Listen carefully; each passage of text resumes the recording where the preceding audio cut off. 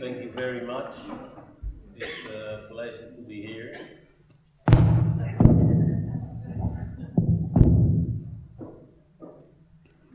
Well, thank you very much. It's a pleasure to be here. Hello? Yes? No? No? No? Yeah. Okay. Oh, yeah. No. Good. Um, Sorry. Yes. Okay. Thank you very much. It's a pleasure to be here. Yeah. Yeah. I would like to crawl a bit around in matters that are involved in my practice, which combines language, audio, gestures, or the performance and the visual arts. Can you hear me good? Is this like a nice sound? It's clear for everybody? Like this acoustic or with the microphone? Both are fine. Pardon? Both are fine. Both are fine. Okay.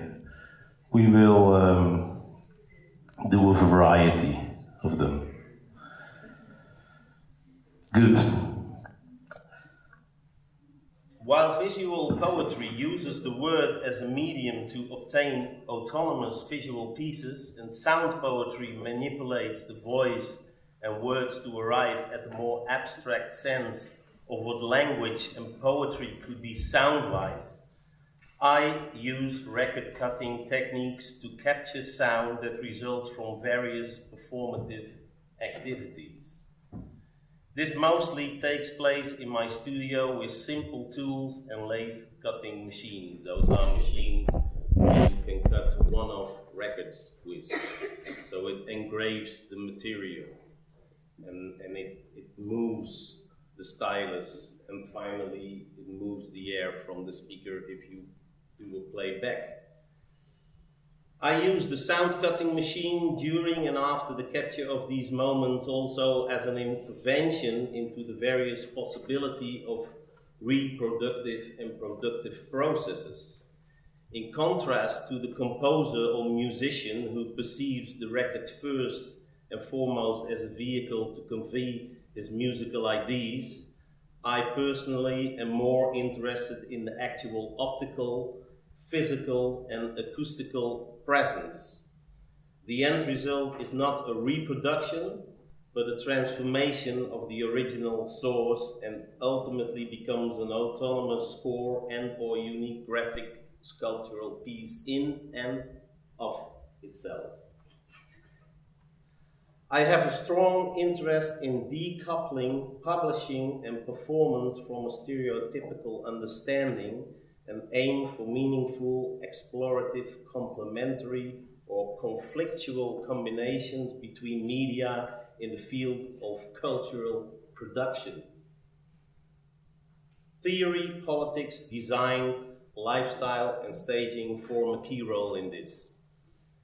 Issues such as language, character, notation, sound, communication, community, shaping, transformation, the use or the abuse, conducting is discussed.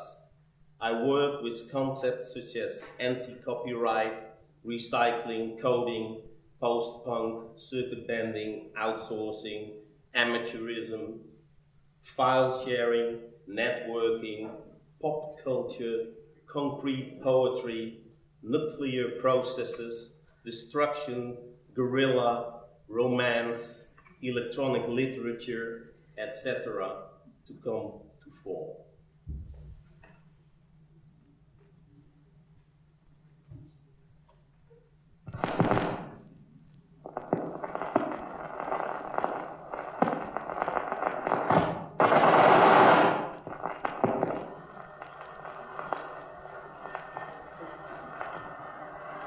So fine like that. Can let head look stone their hand, but the final trombone. Truly bad that no, the sound of finals getting from it's not completely down. But now left Yukon refine an all-time song final got bass line only ears down. So countdown kind of a matter of fact it's not completely down on the side of the road to stay on the road. You always have to combine it with such a sound look and the star like out of the meeting. And then he said like, oh no, you don't do that lightning start. You don't do that lightning start, man. This is Spanish put on final one holiday. And I said like, no way, you couldn't have set me out so got like them fun you metal falling that handle like that. I could take the word morning and stand alone there. But nevertheless, like he started like he lied low for it, never learned how, never long haul lying on his face, rocking around with long hair. And then suddenly loud tight, by a brave light like flux of spineless phone came to his mind, and then he said like, no far away, I gotta go home like St. Juan. I said, I know you know that we are not the thing like the only animal by fire time as existed on earth. So, recognizing this problem, you have to compare your fans and consider yourself like how you want to go in your life. Of course, it's not a matter of trying to say yes or no, but it is a matter of trying to start totally inside and making a decision out of there.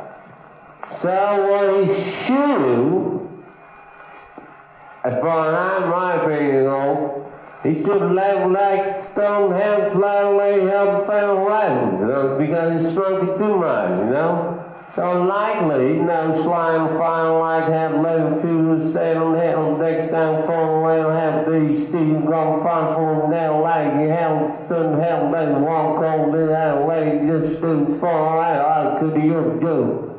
Now let's stay away and see this fucking right okay, you got to stupid, you gotta watch that, let's stay away, you do no fire or do you realize that the stone stay on that. Whenever let's catch one, when that's so successful, never down, never let's go to fair and punch out to the street, bleed like a trail to you make the show down around one still fellow. He said, hey, then said no, and I said Barry, and he said one, and I said Cole, and he said Debbie, and I said Bobby, and he said Jim, and I said Colors, and he said Grow, and I said Down, and he said Grown, and I said Go, and he said Ground Vision, and we done come fight like said soon one little God do not know. He said, and I said, oh no, oh yeah, no, he said again, and I said, ah, yeah, that's why I don't find you too, no.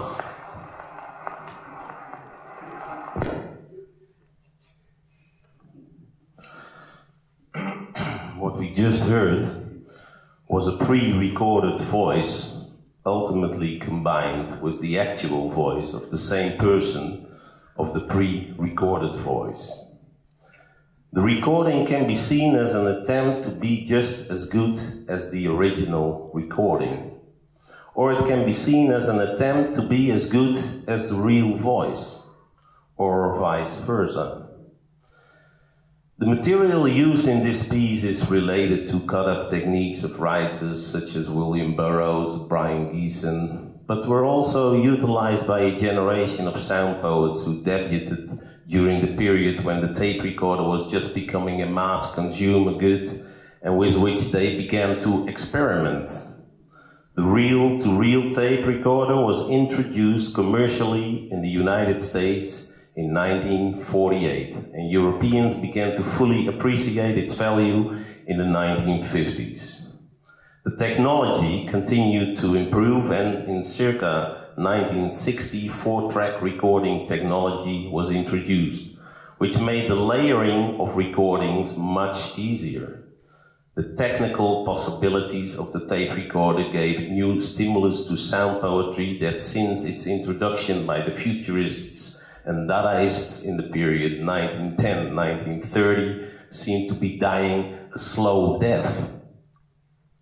But this new impulse seemed to dismantle language and asemantics, or the study of sound that does not convey meaning, became increasingly important. People such as Henri Chopin, Bernard Haitzik, Sten Hansson, François Dufresne, Brian Geeson, Bengt Emil Johnson, amongst others, used these techniques to develop new perspectives where language, image, sound, and performance all merged.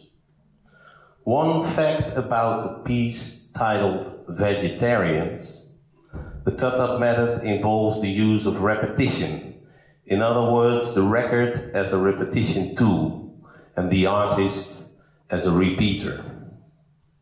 Sound-wise, repetition or repeating refers to the era of recorded and broadcast sound, which covers the period from roughly 1900 to the present day. During this period, notation, which we can describe as a highly coded written guide to how music should be sounded, was replaced by recording techniques, which is the sounding of music that ends up trapped and preserved on vinyl, tape, or disc, or on files on computers or internet. During this era, the goal of music hasn't been memory or quality, but fidelity. The goal of those engaged in the musical project, which includes not only composers and performers, but also sound engineers, studio executives, and the like, has been to record sound as clearly and flawlessly as possible and to perfectly reproduce these recordings. During this period, each musical work is contrasted with other versions of itself. The key question for the musician thus becomes: how faithfully can he reproduce the original recording? In other words, repeating.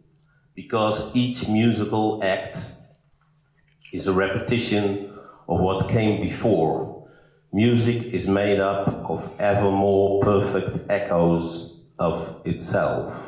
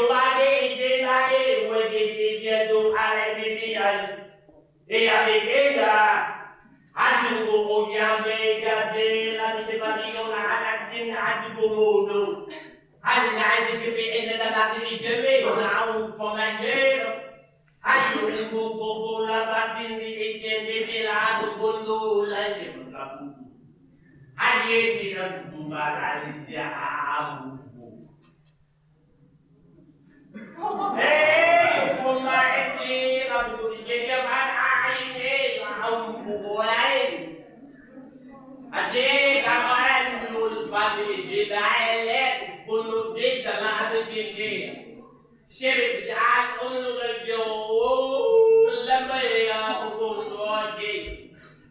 I knew that it was a late more. I knew only. I knew the lights out. Warning. Hey, asked in here, I could not shake hands. Hey, that woman like the unknown Jamie, I'm going to understand. Hey, I'm going to you go my Hey, lamb go change another jump. Hey, I'm going to finish the jump on Alan, the Hamburg go. Hey, I'm more like I'm going to die. And you go to Alan there, I'm the other, and you go and film at the jump on Alcina. Here I know that jump on Alan, and I get the door, and the people that get the door. And the man of all high, the boy, and oh, my bad, I'm the end of the land in the Lamguleham.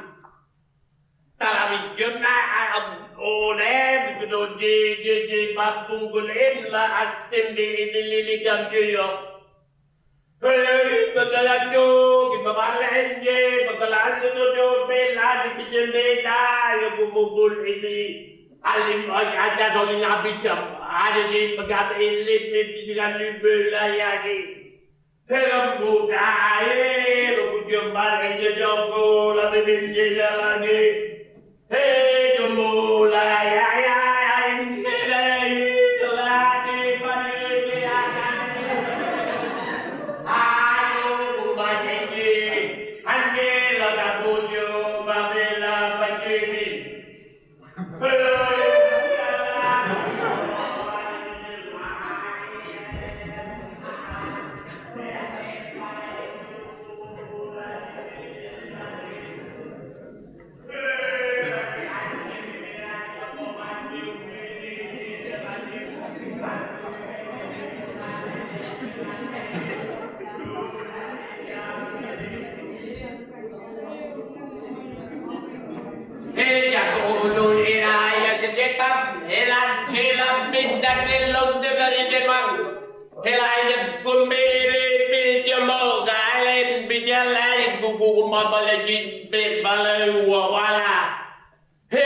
go my way, my tail, lag,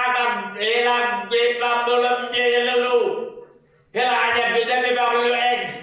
Here I go, I alarm more in my look, oh, like belly, look at him. Here I go, my I do your art to combine in my lane to go and nila. Here I am, no go my bitch, ele go let me be la, go boy, I can. Hele boom boy, I do bubble, I did them a fire, you go. Hello, you, the you la, who has a no job before me. Hey, I get la, get a lot, yeah, do buy, you can eat. Hey, I do, baby, hello, baby, you get bully, I get the lay, I am people, and Jim, Ellen, you go. Hello, I still be like, go, I did, I banana, chain like me. Or the man, I do me by. Go by Jimmy, and it's not out of you go and prepare and did him, but lady Jan go and Bill Jana. Here I am, no, bullet.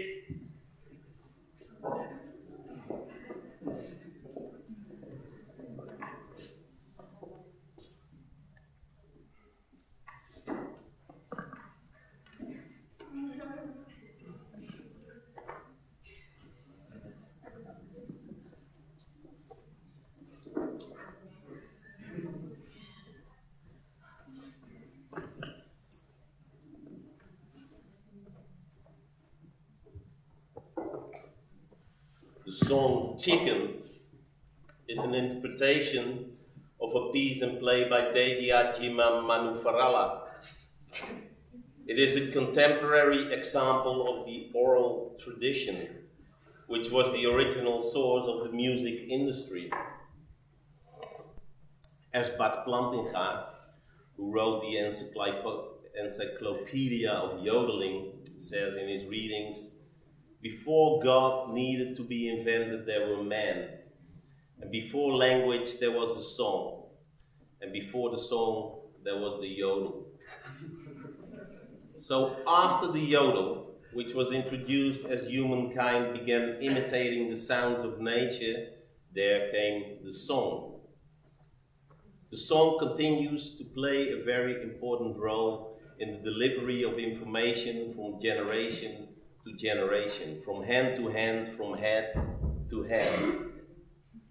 But when the music industry emerged, it began to determine the output. Repetition became a big filter, which makes the counterculture indispensable.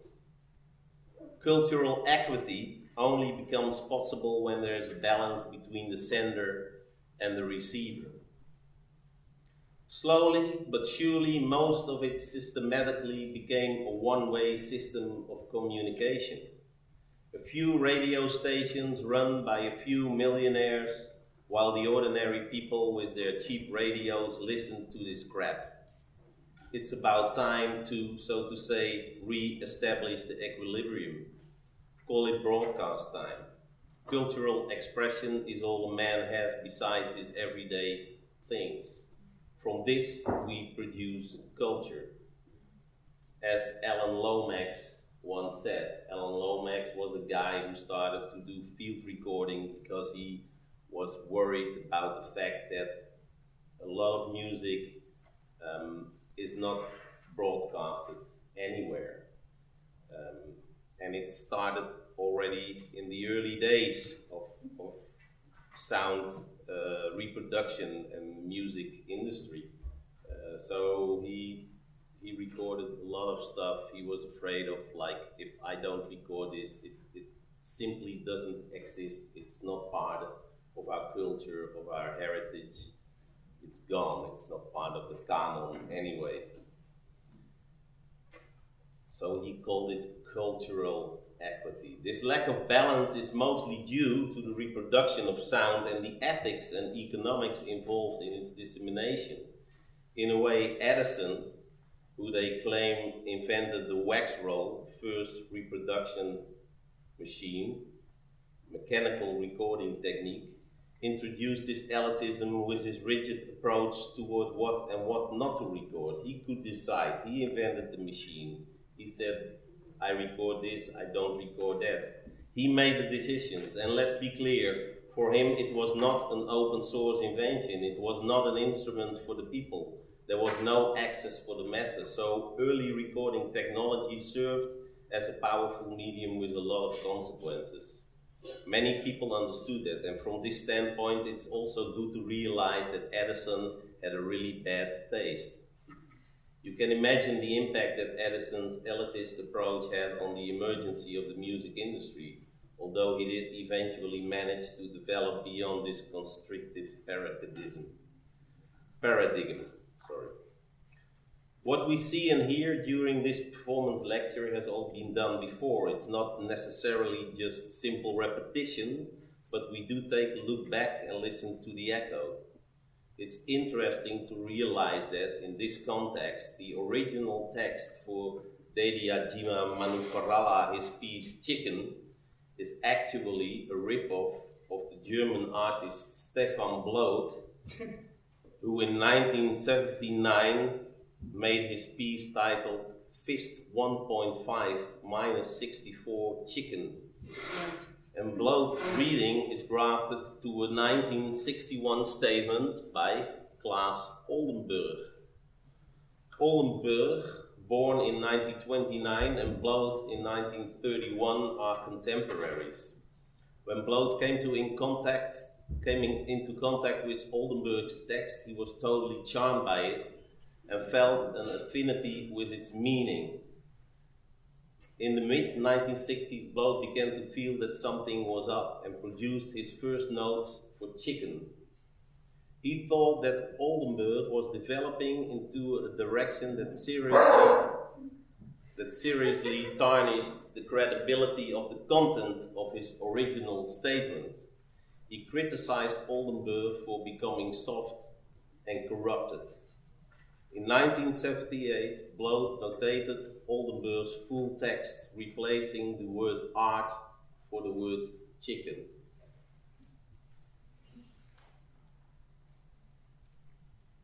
We're gonna watch a movie.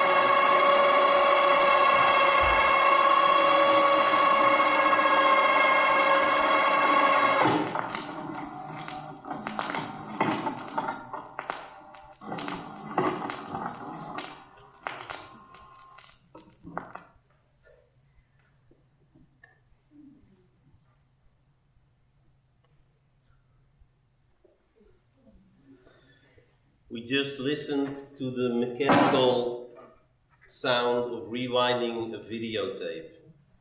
In this case, it is Ruggero Deodato, his Cannibal Holocaust. 98 minutes brought back to 3 minutes and 59 seconds.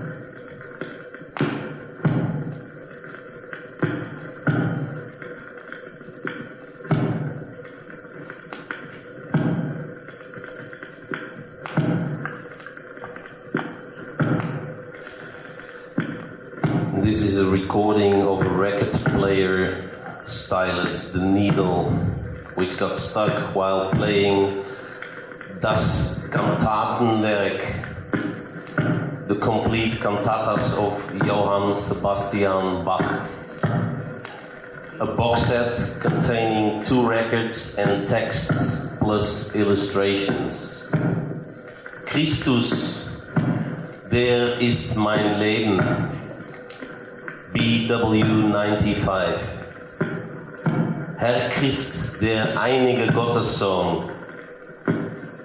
BWV96. In allen meinen Taten. BWV97. And was Gott tut, das ist wohl getan. BWV98. In this case, the needle got stuck on the first record. So that's all I heard from this box set, and that's what we are listening to right now.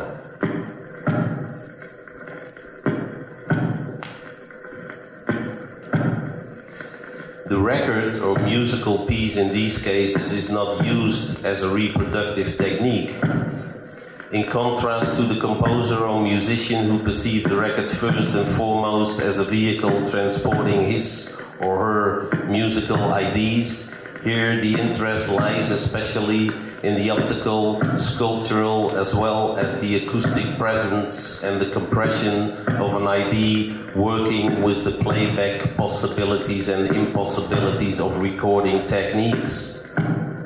The defective record and not the even smooth reproduction means quality and concept at the same time. Laszlo Moholy-Nagy said about this in the perspective of new plasticism that it lies in the peculiarity of human nature, that the abuse and misunderstanding are necessary to gain result. It is necessary for evolution and survival. After every new recording, the functioning apparatus is pushed ahead to further new impressions. That is one of the reasons for the necessity to always continue experiments in new plasticism. From this standpoint, the configurations are only worthwhile when they produce new, previously unknown relationships. In other words, this means that reproduction, repetitions of already existing relations, without richer viewpoints from the special standpoint of creative production, can only in the best cases be considered as virtuosic opportunity.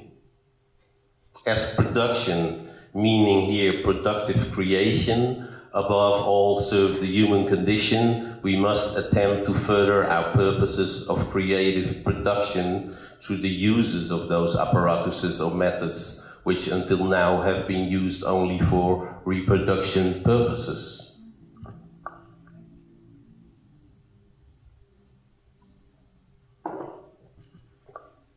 And it all starts with the microphone.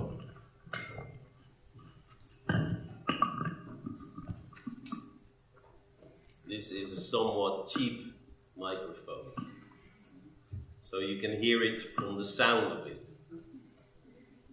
If I had spoken to you by the telephone now, you would have heard a completely different sound. The same words, but with a different environment, a different face, as it were a different plasticiteit, zoals we zeggen in Nederlands. Plasticiteit. Aanraken, you can almost touch it, you can feel it. It's something else than just ephemeral sound. The microphone is an essential tool since man has started recording sound and thereby reproducing sound, by playing it again in one way or another. However, this recording is a debatable object. It leads to all sorts of filters that then make reproduction into something else than what it really was.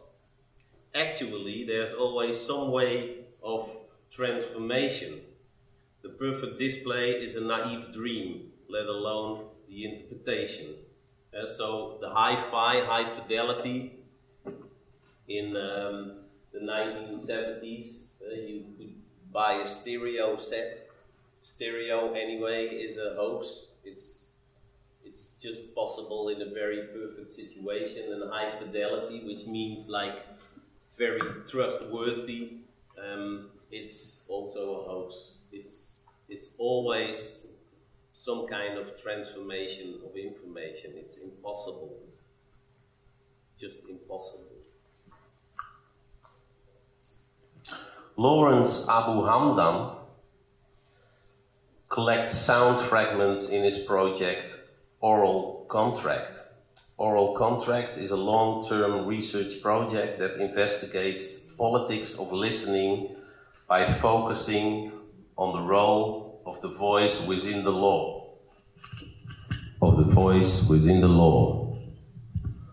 Audio extracts of special moments of legal listening and speaking are included in this archive. This is done using a wide range of sources, such as the processes of Saddam Hussein and Judas Priest, evidence from the British police, films such as Decoder and lectures, or texts including Italo Calvino's A King Listens. The work offers a fresh perspective on how truth is formed, who has an interest and who can use it.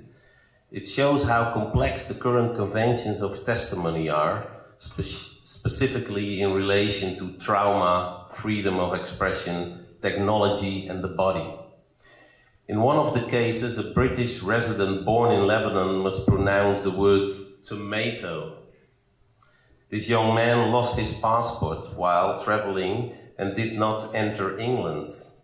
Following his statement, a conclusion is drawn where he comes from. If I'm right, they came to the baffling statement that this young man came from Nigeria, just by pronunciation of the word tomato. That was one of the filters the border police used to check where people came from. So it says a lot. Partly because of his skin color and an interpretation of his Dixie, this person gets into a Kafkaesque situation. For example, there are many examples where speech is channeled. Companies offer their goods to governments by claiming that they can, for example, flawlessly detect lies through speech analysis.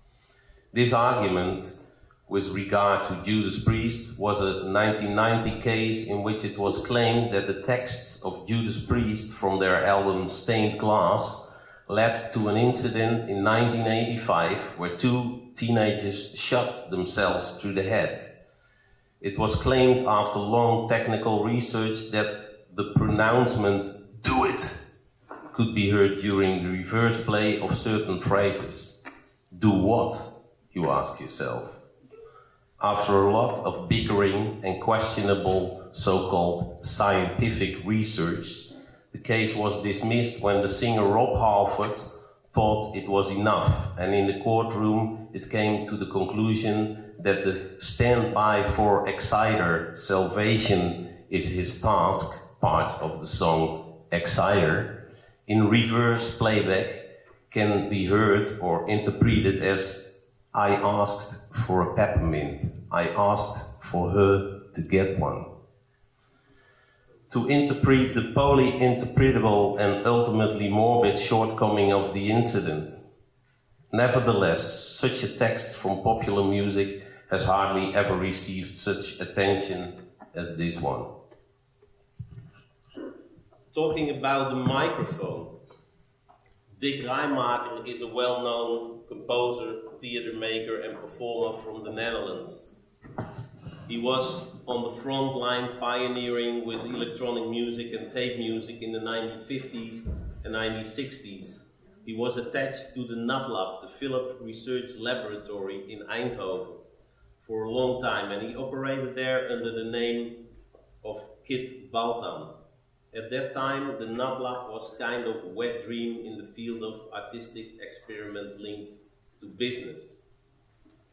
It was like a laboratory where Philips had in the board, there was one sort of enlightened person who invited like artists, sound artists, people who were interested in synthetic sound and the development of that, and they asked them to come over to Philips and work in the factory in the Nat Lab, like a complete studio with like the all kind of aperture which you normally couldn't use at that moment as a consumer or as an artist.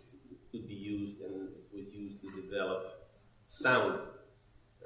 For example, in 1957, KASKlezing also had his own studio there at the invitation of Philips, and he developed his work on the spot that was shown at the World Exhibition in 1958 in the Philips Pavilion in Brussels,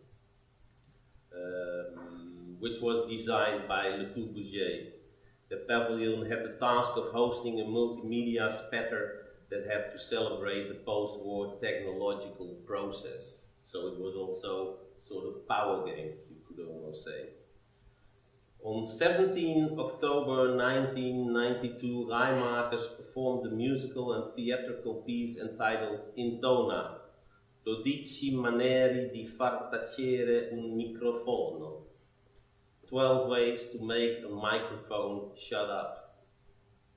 This piece was realized in collaboration with Consort from Amsterdam, and during this piece, Rijmakers makes indirect statements regarding specific technologies by dissecting 12 microphones, specifically then about reproduction techniques in the new media, and of course the microphone as a registered channel of information, in particular as demonstrated in the beginning of his lecture. Here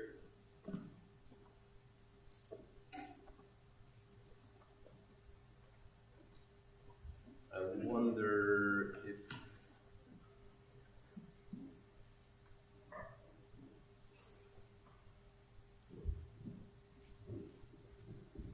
ja, we zitten met een schermprobleem.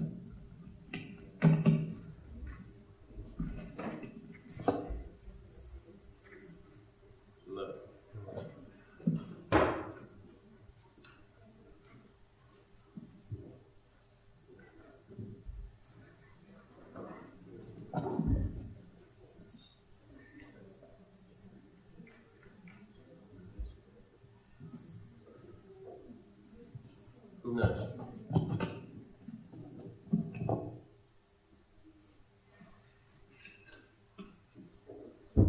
Nee. Sorry for this technical inconvenience.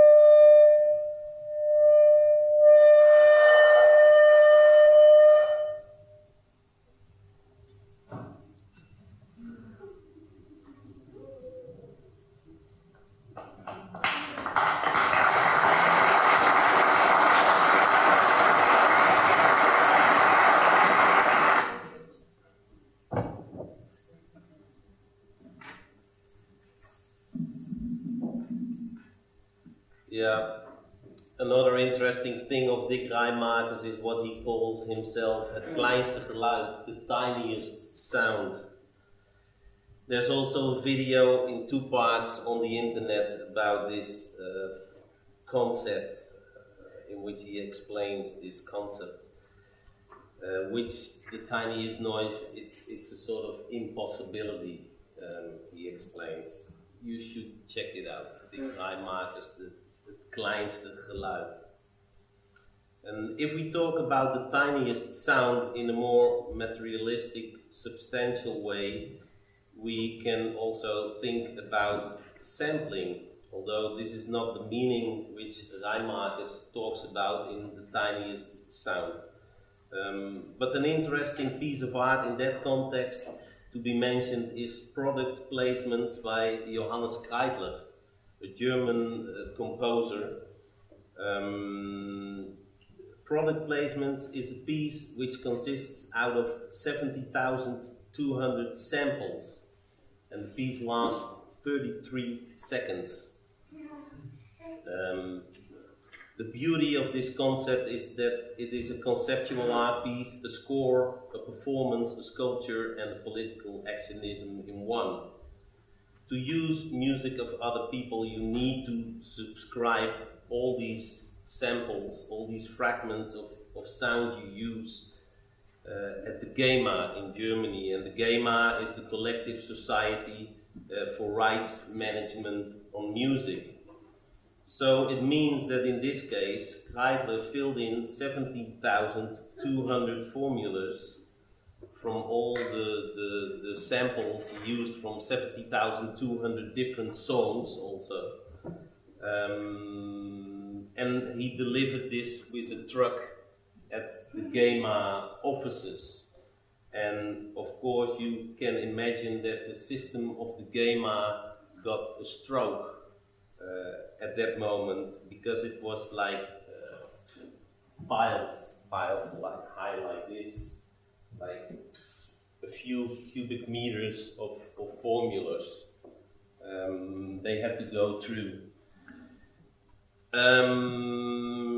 He invited the press and discussed this matter, if GEMA was ready for the digital era regarding musical ownership, because of course, like normally they were dealing with regular compositions. People write pieces or they deliver a pop song, and they subscribe themselves, and every time it is played back on the radio they get a certain amount of money, or every time like an orchestra is playing a piece they get their money.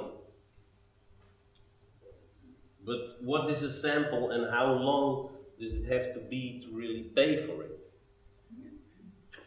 Or is digital sound free anyway? Is it the tiniest sound Rijmaker talks about? In the early days, like when Edison started with this mechanical reproduction of sound, the studio itself was the mixing desk. It was an interesting installational setup.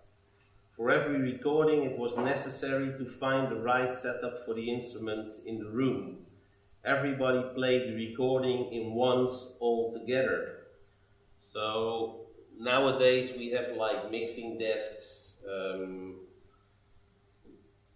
32 channels, 64 channels, 128 channels, and you mix out every separate track till you're satisfied with the sound.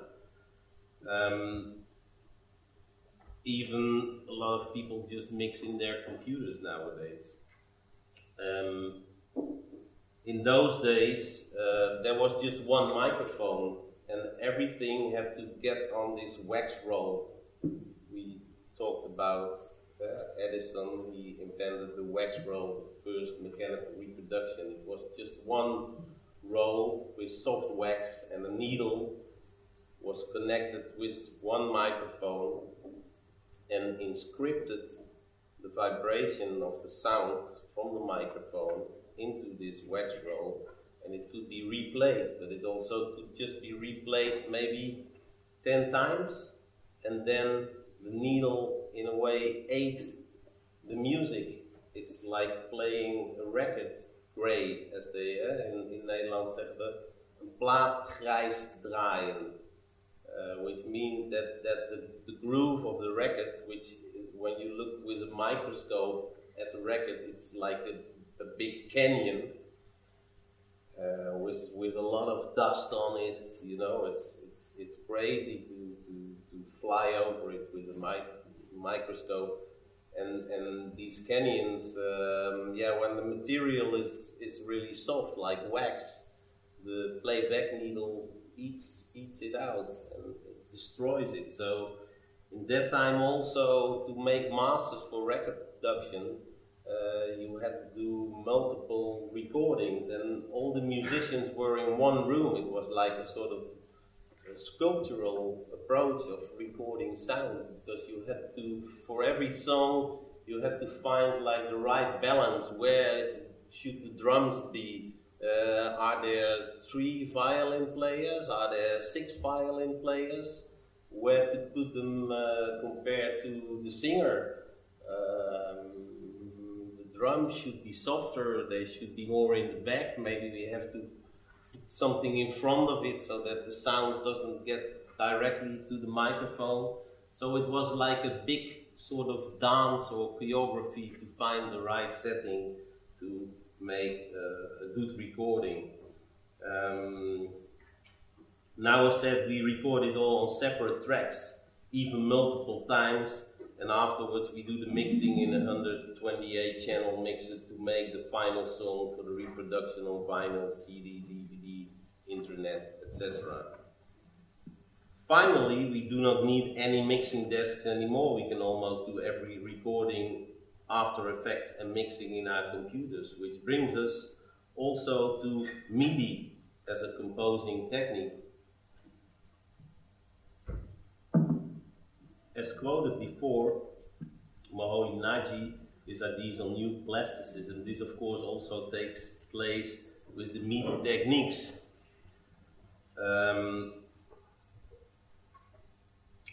MIDI is a form of music making, digital music making.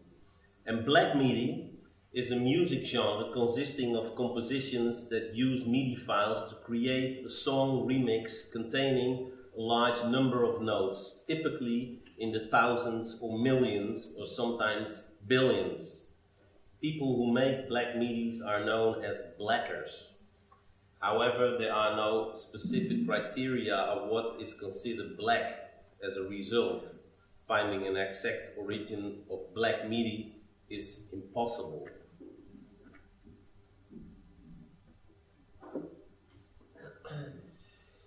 Here, this phenomenon touches also the idea of the graphic score or graphic notation, which is the representation of music through the use of visual symbols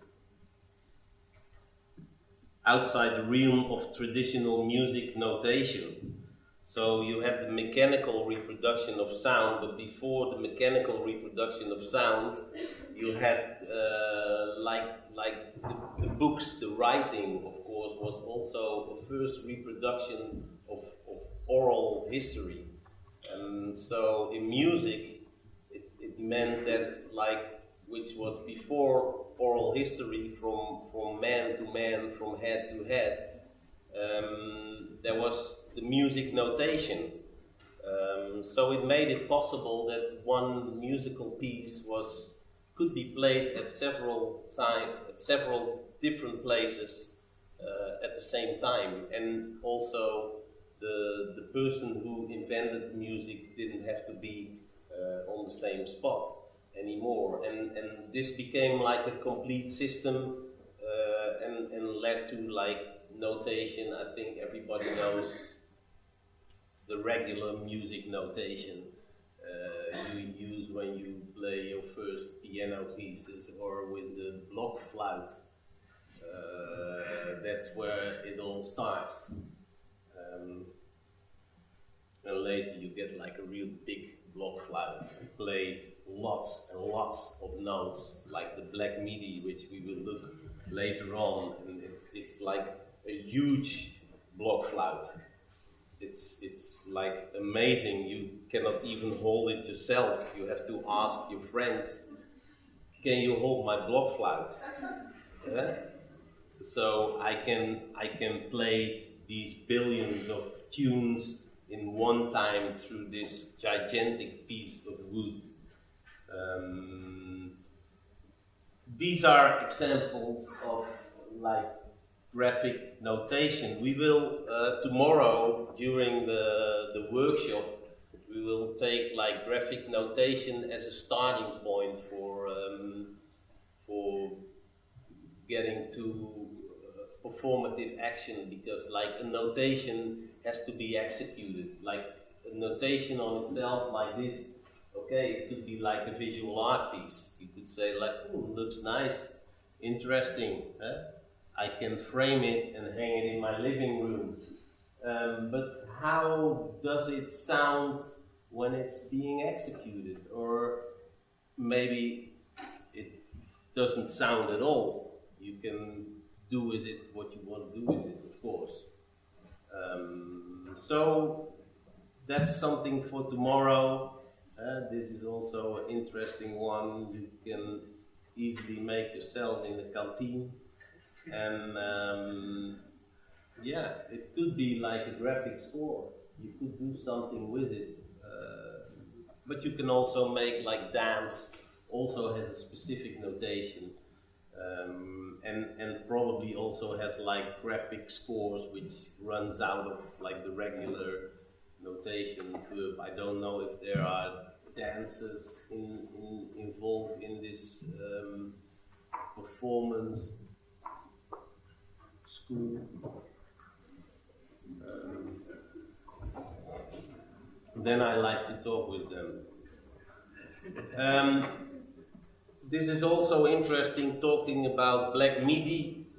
This is a composition of Conlon Nancarrow. Conlon Nancarrow was living in America during the McCarthy period. And McCarthy, he was like, he was chasing communists. In those times, America was really afraid of communism. I mean, they still are, but they really chased the communists. In that perspective, it's also good to know that during World War II, America and the Germans were negotiating together with the Vatican, the Roman Catholic force in this world.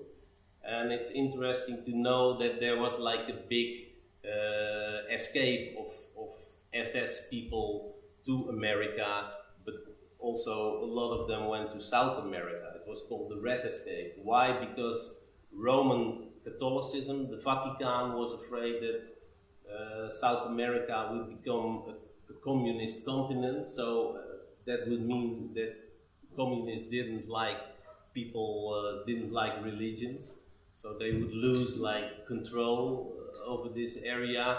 And the Americans also didn't want to have communists in South America because they're neighbors.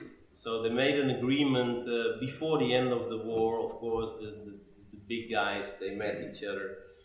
And this McCarthy period was like a sort of high point in modern America in chasing communists. And Conlon Nancarrow was such a communist. And he went to Mexico, and he was a composer. And when he was in Mexico, what to do? So what he did, he was punching holes in paper rolls. And with that, he made a lot of compositions, which could be played back with specific pianos, or you also know it maybe from draaiorgels. In the Netherlands, you have these like, they stay at marketplaces and they play books. These books are folded and they go into the machine, and in a way it's a digital system. It's 0 and 1. So that's interesting to have in perspective. regarding Black MIDI, and then also graphic scores. This is work of Marco Fusinato. He made a Black Mass Implosion series, in which he works on mostly avant-garde compositions. A line is ruled from every original note in this composition to an arbitrary point on the horizon. So it leads to like this, this kind of pieces. Every note, and we look at the avant-gardistic score, but like this massive black implosion which goes to one point. It's from all these notes brought back in perspective. It's like a sort of black hole. Also a bit comparable with Dick Reimark and his Tiniest Sound. And in this case, a radical treatment of a composition with a visual outcome. But Black MIDI was first employed in Shiresagi Yuki at Kuroyuki Gohan's rendition of UN Owen Was Her, an extra boss theme from the Tuhu Project shooter video game The Embodiment of Scarlet Devil. It was uploaded to the site Nico Nico Duga in 2009, and public awareness of Black MIDI started to spread from Japan to China and Korea in the following 2 years. In its beginning years, Black MIDIs were represented visually with traditional two-stave piano sheets music, contained a number of notes only in the thousands. They were created with MIDI sequences such as music studio producer and singer-songwriter, and played through MIDI players such as MAM Player and Timidity++. You probably know more about that than me. You're the digital generation. The popularity of Black MIDI transitioned into Europe and the United States due to a video of a composition uploaded by Kaito 1998 in February 2011.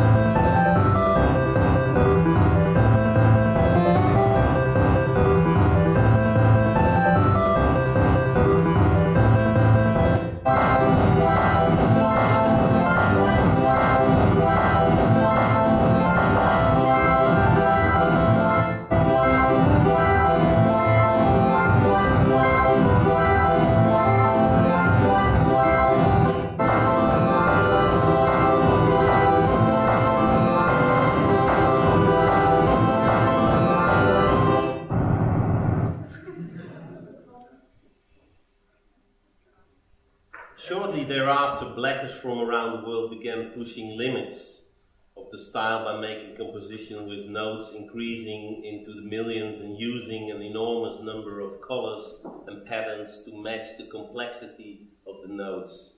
They also formed the sites Guide to Black MIDI and official Black MIDI Wikia that introduced and set the norm of Black MIDI. The first of these tracks to reach the million-note mark was that of Negro Fantasia from the Project video game Perfect Cherry Blossom, a arranged by the trusted computer. The end of the title of many Black MIDI videos display how many notes are in the piece. The number of notes and file sizes that could be played back have grown with the rising amount of processing and 64-bit programs computers are able to handle, and while Black MIDI of Japanese video game music and anime were still coming, the genre has also begun spilling into modern pop music songs such as Wrecking Ball by Miley Cyrus. Despite this increased computer storage, there are still Black MIDI files that could cause an operating system to slow down. That's the final goal, of course, to make like a MIDI song which takes down your computer. The two largest Black MIDIs are Armageddon V3 and the True End, both of which contain the maximum number of notes allowed in the MIDI standard, about 93 trillion. Due to the nature of their creation and their sheer size, they are unable to be played back and recorded. The term Black MIDI is derived from how there are so many notes in each piece that the score would look nearly black or would look really black in traditional sheet music.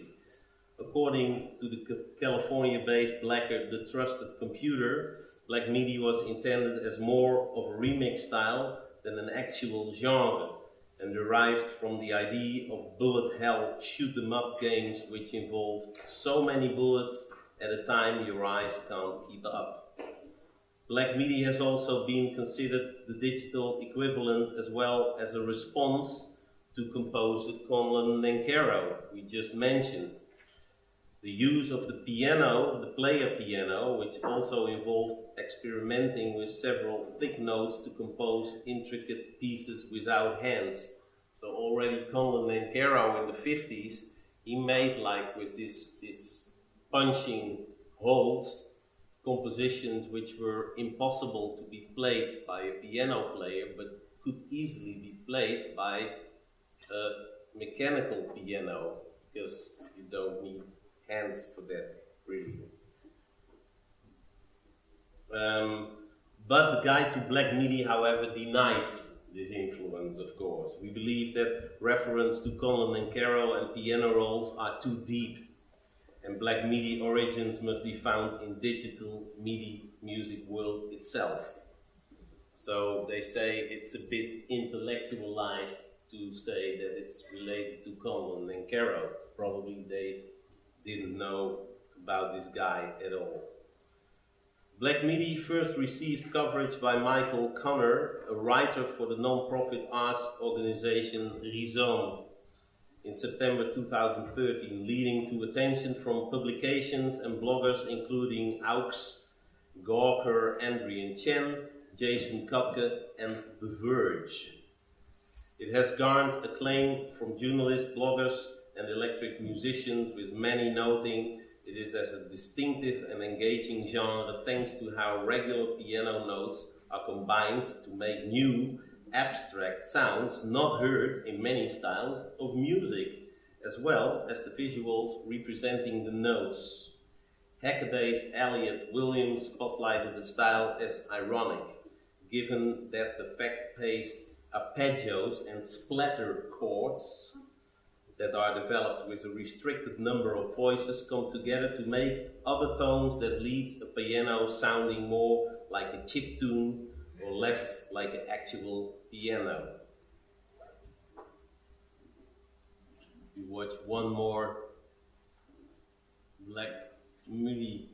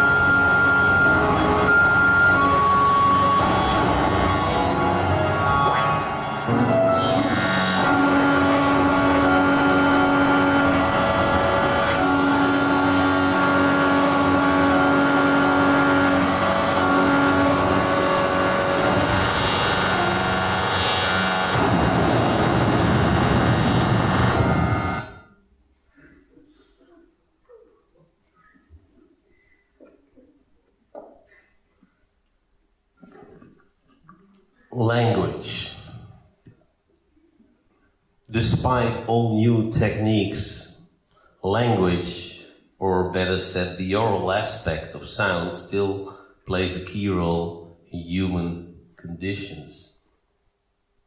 The rhythmic aspect of language is certainly an important stylistic element in text sound compositions, but it is augmented by an instance of the expressive elements of oral language, or the fact that the sound and mode of an utterance are also significant. That this is the case is easily demonstrated if we consider that a person who can hardly write a letter to mother can nonetheless in conversation give expression to complex, half-unconscious concepts. The text sound composers set out to discover and cultivate such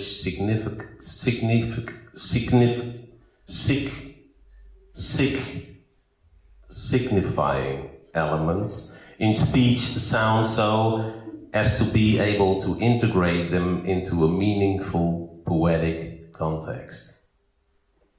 This can be achieved either by making use of the atoms or utterance, phonemes or pre-linguistic voice sounds, or by electronic manipulations, filtering and modulation, which obliterate the words its semantic intelligibility, leaving only the voice as a sound.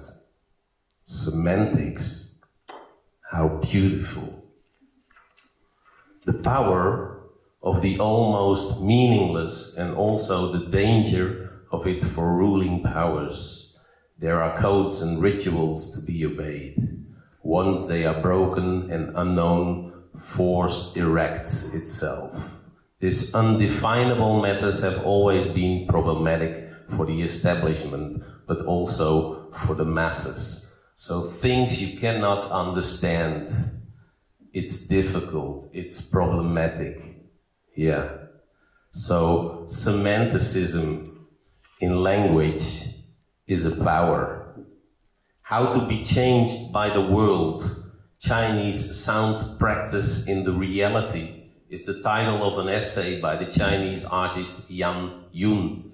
He's known for his knowledge of Chinese experimental underground music and its context in which it functions and manifests itself in an ever-changing society. And if there is a society which is changing fast, it's the society in China, especially in the big cities. I mean, if you buy a map of Beijing now, tomorrow, it's changed.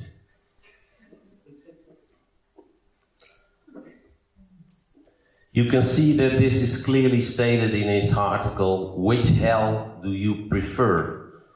In the English music magazine The Wire in May 2014. In this article, he articulates the climate in Shanghai and Beijing and how different these environments create different languages and different feelings. His text is based on field recordings he made during public events at the Tiananmen Square. And he says about it, it's about politics and noise. And noise is also sound you cannot define. If you hear something you cannot define, you say it's noise. So he says it's about politics and noise around this huge square, how to be changed by the world, Chinese sound practice in the reality, how the political power is manipulating, how people express their emotions unconsciously.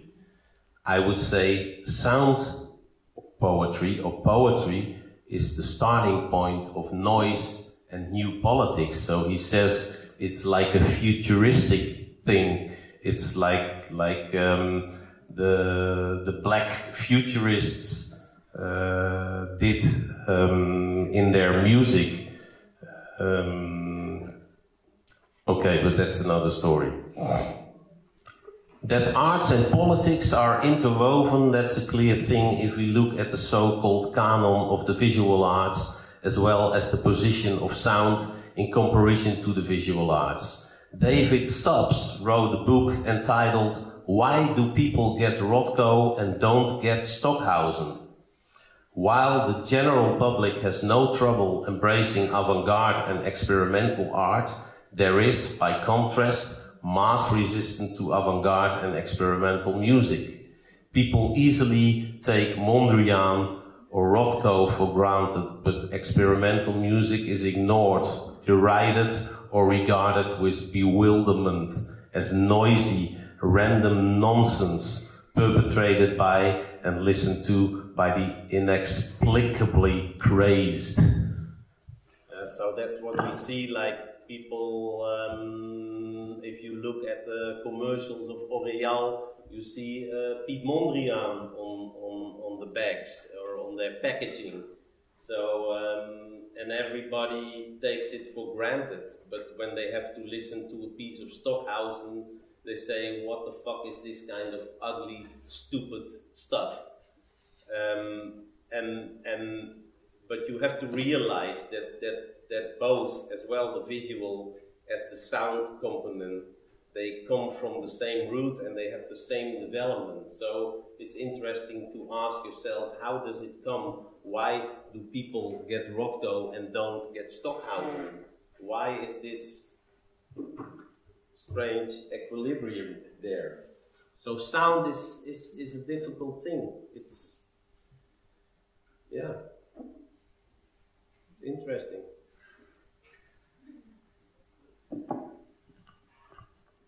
In my performance series, And We Don't Talk Like That, I focus on forgotten or unknown poetry. Linda 01 is one of those pieces. Linda 01, or also known as linear intended nano-defined unknown, is a reinterpretation of a work by the unknown Swedish artist Johanna Ips Rosen, who lived from 1883 to 1926. It's an abstract poetry piece that she, in her time, presented as a performance piece. The few known lectures she gave were mainly accompanied by gestures and objects. The few known lectures she gave were mainly accompanied by gestures and objects.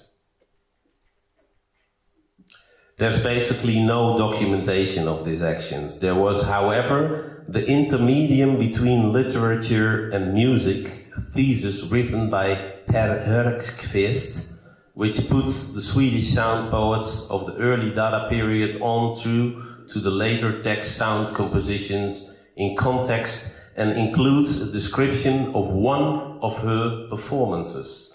And this description serves as the basis for my reinterpretation of LINDA. Although there is a surviving text, we do not know if this is the full text. The work has never been officially published. The surviving text is based on Ips Rosen's her own notes. The basic interpretation of the text is that it was her very wordy declaration of love to a pig named Linda. The way Ips Rosen does it text-wise is pretty indecent and would now be categorized as porn. I will not get in details here. Anyway, the text and the structure of LINDA, as it has been made clear to me, are quite suitable, despite the fact that it was in that time considered a kind of tasteless piece for a pop song, actually in the sense of first refrain solo. You know this format all too well. And the content is, so to say, also quite rock and roll, in Ips Rosen's own style, of course. The language is heavy dialect and most parts are also phonetics. Another interesting element is the whistling. It's interesting to know that in Norway they have their kurulf or cow calling songs. Like we did the yodeling in the beginning. It's with the glottis. It's like it's just just one little flip.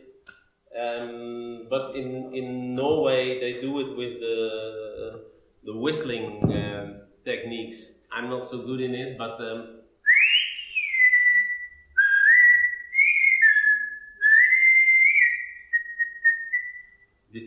this kind of stuff, and they could call their cows in the field, in the mountains. So it allows to communicate over great distances. For instance, between herds, but also between a herder and his herd of cattle.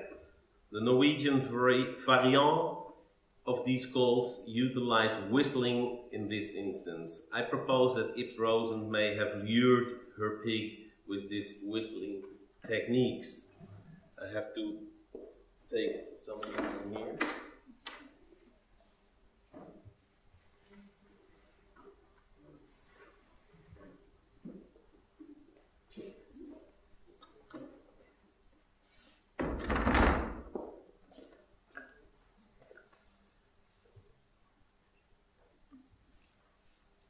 So LENVA.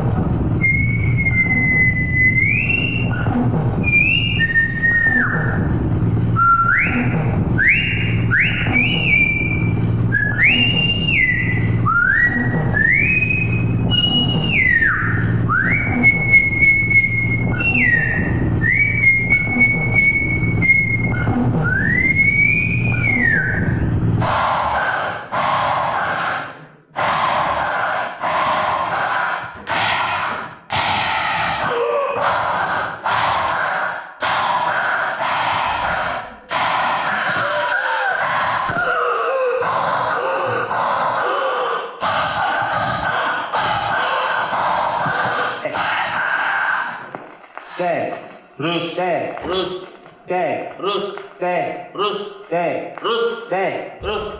de, Rus. de, Rus. de, Rus. de, Rus. de, Rus. de, Rus. moet het stel, de, op de bed,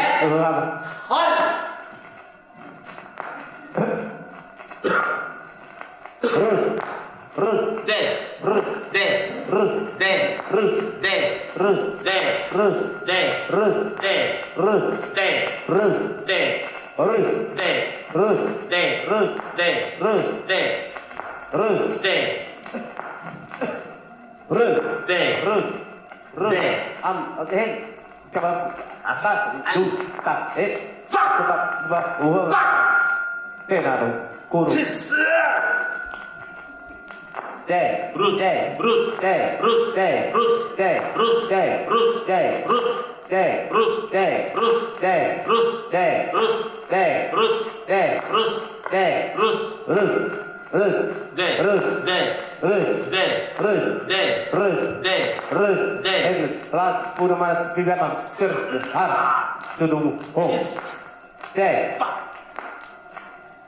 de, Rus. de, Rus. de, Rus.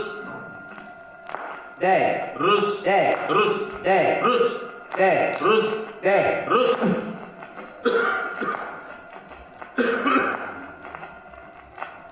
Kima her, bulu kapak, tak, por, veneno, taras, pero, Rus, Rus, De. Rus, De. Rus, De. Rus, De. Rus, De. Rus, De.